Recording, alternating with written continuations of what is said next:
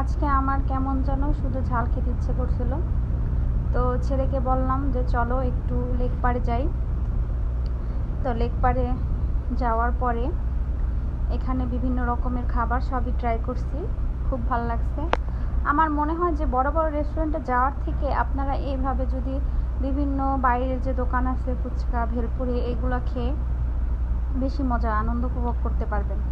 তো এইখান থেকে চলে গেলাম ভাইরাল দই ফুচকা খেতে তোতা ভাইয়ের দোকানে। তো 1 প্লেট দই ফুচকা অর্ডার করলাম। আমি ভাবছিলাম যে কেমন না কেমন হয়, অল্পই অর্ডার করি। তো খাওয়ার পরে দেখলাম যে আসলেই খাবারটা খুবই ভালো। আমি এতদিন সবার রিভিউ দেখলাম, আজকে নিজে রিভিউ দিলাম। আর তাদের ব্যবহারটাও ছিল খুব ভালো। আর অর্ডার করার পরে আপনার বেশি সময় ওয়েট করা লাগে না, খুব তাড়াতাড়ি তারা দিয়ে দেয়। তারপরে সেখান দিয়ে একটু হাঁটাহাঁটি করে আবার চলে গেলাম হচ্ছে এই বট ভাজা খেতে। এই মামাটার বট ভাজাটা আমার কাছে খুব ভালো লাগে, আমি সবসময় ওনার বট ভাজাটা খাই। তো এখানে গিয়ে আবার দুজনে মা ছেলে একটু বট ভাজা খেলাম। বট ভাজাটাও খুব ভালো ছিল। সেইখান থেকে বট ভাজা খেয়ে আবার চলে আসলাম আলামিন ভাইয়ের দোকানে এসে হচ্ছে চটপটি খাওয়ার জন্য। আর আলামিন ভাইয়ের চটপটি তো যারা খেয়েছেন তারা সবাই জানেন খুবই ভালো।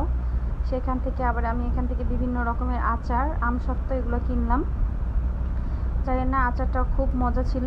তো আল্লাহ হাফেজ, সবাই ভালো থাকবেন, সুস্থ থাকবেন।